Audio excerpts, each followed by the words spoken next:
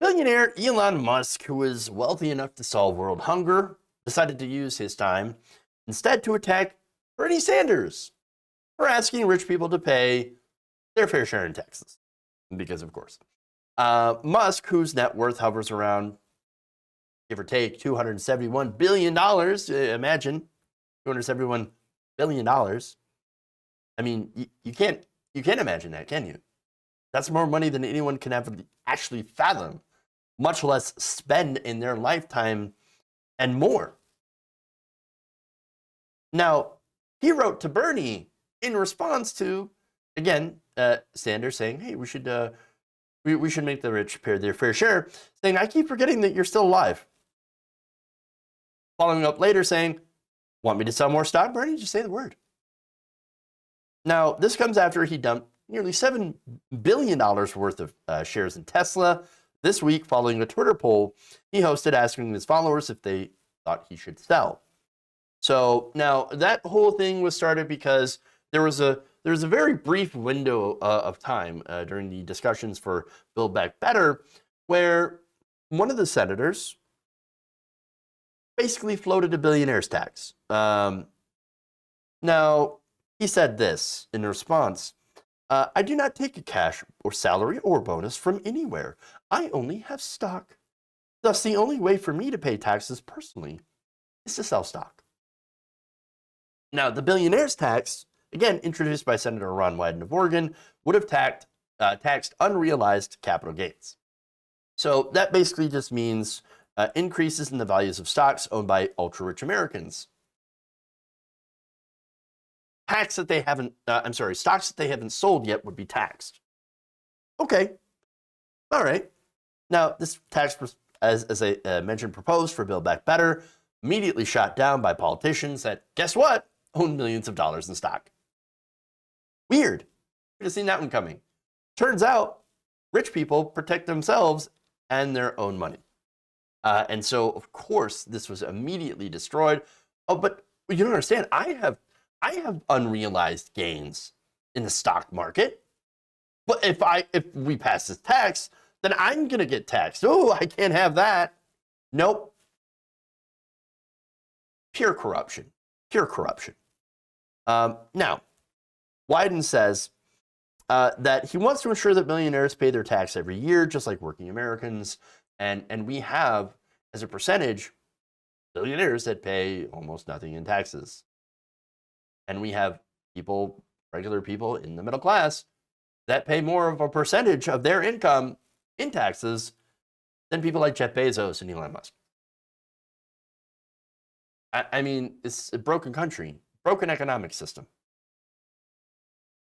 I mean, isn't it crazy, though, where we're at?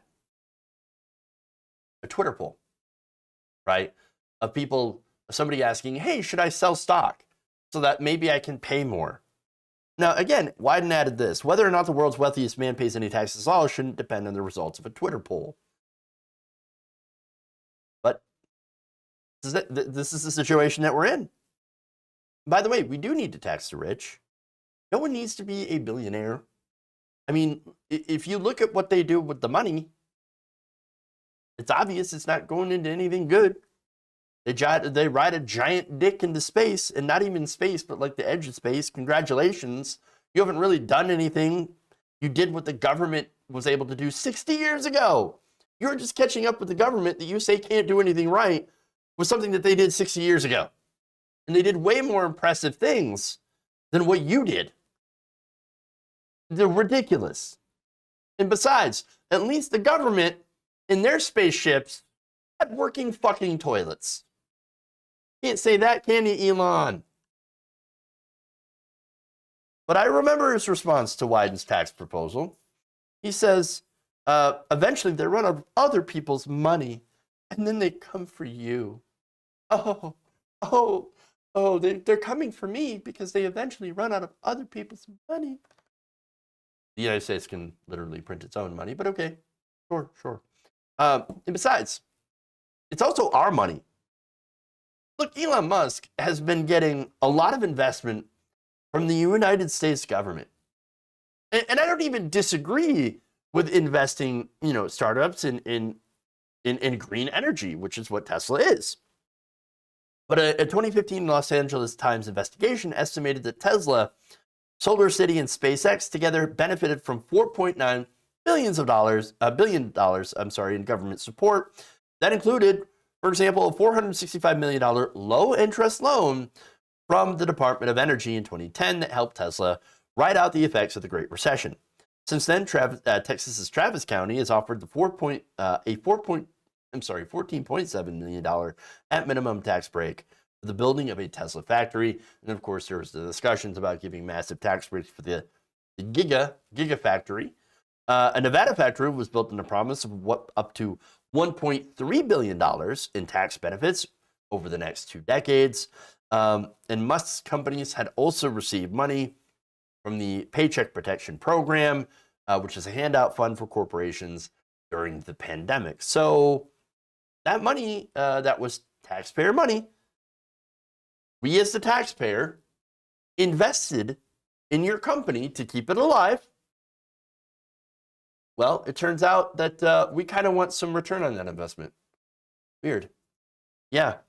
A big portion of it should come back to us in the form of taxes, so that it can be used, of course, for other things, other investments. I know, we're weird, right?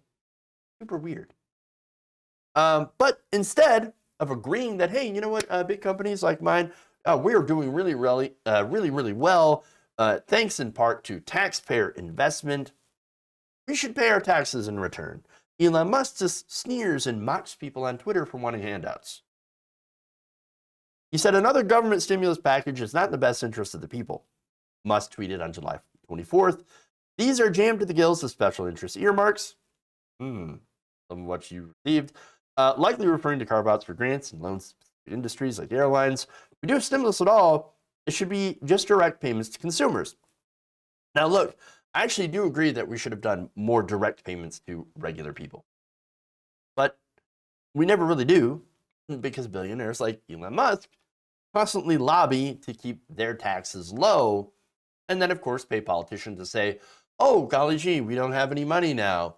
Oh, we're in so much debt. I guess we can't do social spending. Oh, while they of course cut taxes and do more investments or subsidies to giant corporations. And look, not only that, but he crushes union power, has some problems with worker safety at some of his places, and through all this, claims to be self-made. Now, this is a man who his parents gave him seed money to start these companies because they owned an emerald mine.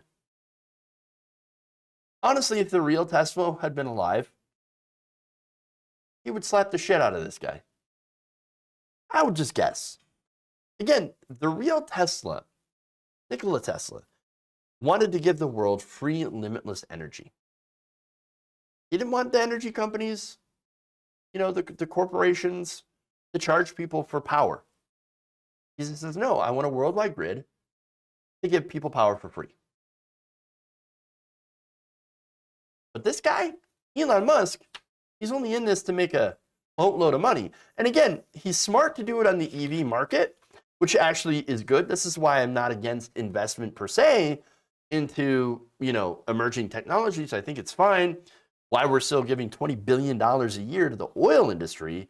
Well, I know why. It's because of the lobbyists. But I don't have any problem giving money to companies to help them start out if they're doing green alternative energy. So I didn't even have a problem with investment in Tesla. It's just his reaction to it and him not wanting to, pay his taxes. And so he's acting like a relic of the Gilded Age. So now Bernie Sanders didn't respond, at least immediately and not directly, but there was a former Sanders staffer, Melissa Byrne, who tweeted, folks, quit buying Tesla, don't reward abusive men. And there were more Twitter dunks. Thankful Jimmy Carter fan tweeted, remember that this guy literally built his fortune off the back of slaves, but apparently Bernie's the bad guy. Another person says, can we all agree that Bernie Sanders is cool and Elon Musk is an asshole? I'll agree with that. Another person says, huge badge of honor for Bernie to be able to make the richest man in the world visibly upset. Well into his 80s. Scott G writes, no, that's his name. He tweeted, psychotic greedy billionaire who got rich with blood money triggered by Bernie Sanders saying fair share. True. And finally, Sanders did tweet, sort of. He said, it is not some radical idea to suggest that Americans should not have to die because we're the only major country that allows drug companies to raise prices to whatever they want, whenever they want. And then added that taking aim, he added taking aim at the other inequities of the country, which could easily be solved by rich people paying their fair share. Oh, and that's been Bernie's message. Again, he said the same thing for 40 years. It's a shame that he doesn't have that much power in the government, in the Senate. And it's a shame that in some situations, and I've been tough on him about this, that he hasn't quite been as aggressive on the issues as he should have been. But I do respect that he's not going to let himself get distracted by a super rich troll. He does want to tax the rich, which means himself, by the way, Bernie Sanders. He made a lot of money. He got millions from his own book sales, and I think that's fine. That's great. He didn't actually crush anybody to get to the top. Not that he's anywhere near the top, but you understand what I'm saying. And advocate for the same policies that would, again, tax him more. And so all of this to try to help the working conditions in this country. If you enjoyed this video, please give us a like and share with your friends. You can subscribe and help out the channel by becoming a patron. It's patreon.com/Jeff Waldorf, or you can become a channel member as well by hitting the join button below.